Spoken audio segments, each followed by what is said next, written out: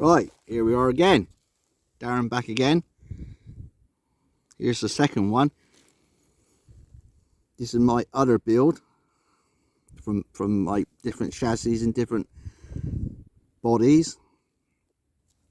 You can probably see a theme going along here. Yet again, it's another Tamiya body. That is the Tamiya Blackfoot body there.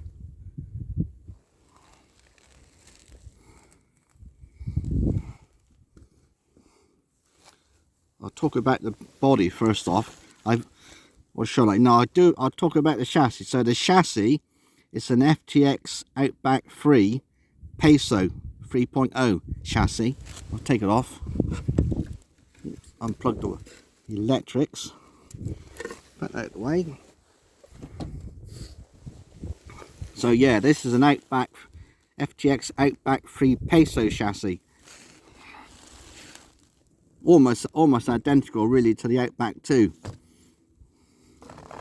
Again, same battery, works well. Batteries up the front, receiver and electronics at the back. This ESC, this is the updated like version 2 of the Hobbywing 1080 ESC. It's got a few extra features on it. One of the features is, instead of like going, see if you're going forward with the trigger, then braking and then going back, or forward and back. With this one, you go forward, you stop, and then if you want to go in reverse, you press a button. So like your reverse is on an extra channel, you press your button, and then you pull back again on the trigger. Instead of going forward, it goes backwards, and then back into neutral, press again, and then pull back to go forward. You don't have to have that function on it. You can have it as set up as a normal, like forward and reverse, or forward straight into reverse, or forward brake and reverse. But it's all right. Got a few weights on it just to weigh it down, because it is quite light. But chassis, as I said, chassis is virtually the same as the Outback 2. That's the standard steering servo that comes with it. It's quite fast. It's really fast actually, but it's all right. Everything on this chassis is completely standard. Like I said, I've only swapped the electrics around and changed the electrics. I haven't touched the suspension. Apart from moving, I have moved these shock absorber towers, bracket towers, that way a little bit. And the same with this one. You'll see these ones are on a slightly an angle. That's been moved back a bit because that's adjusts the wheelbase. One thing you're doing is when you're building yourself a crawler, and if you're using a different chassis and you've got a different body, you're always adjusting the wheelbase, which I've done.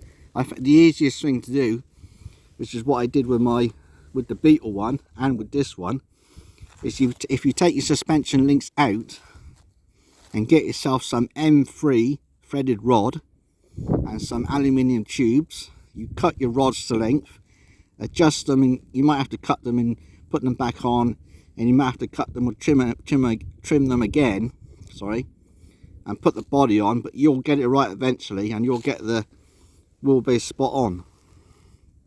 This one's got the original plastic drive shaft front and rear. And yeah, and once you've done the threaded rod, then if you put some aluminium tubing over, that covers over the rods and makes it look a bit more authentic. The tires are Element RC tires. I'm not sure if the wheels, I can't remember if the wheels are Element RC or whether they're four-wheel drive, RC four-wheel drive, but they are. Now the body, move that. The body, as I said, is a Tamiya Blackfoot body. The only lights that are on it are literally the light bar on the roof and these spots on the grille. There's no headlights or brake lights on it. That's the insides. I've gone with this one. Never used them before, but a friend did it and this came out alright. I've actually used magnetic body mounts with this. So you got your magnetic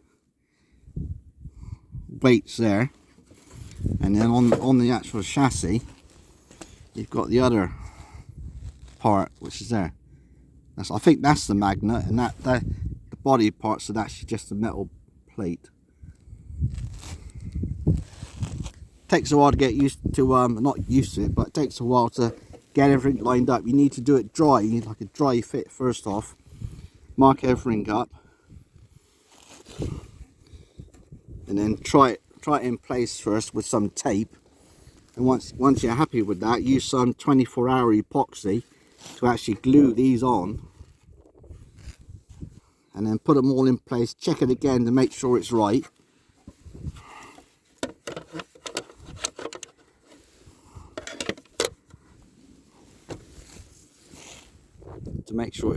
And just leave it overnight to set. And as you can see, that wheelbase, if I move my camera down so you can see it a bit more level, that wheelbase, coupled with me threaded rods on the suspension links and the body, that wheelbase is spot on, literally spot on. You can move that down, and you've got plenty of travel.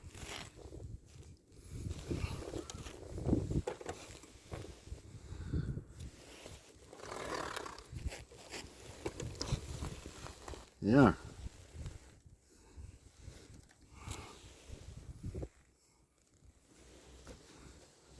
One thing that is different, I would say it is different actually on these Outback chassis, is you've got, if I'm right, no actually I'm wrong, no, both correct, I'm correct there.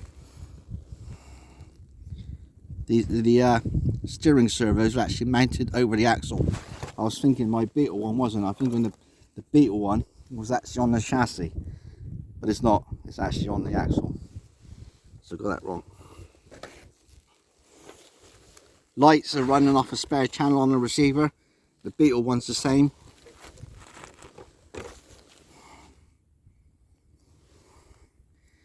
Glued, it didn't come with a sunroof, so I've cut a piece of plastic and glued that in, filled it and primed it, and just gone over it with some wet and dry. Same with the back. When I got the body, you don't get the back section.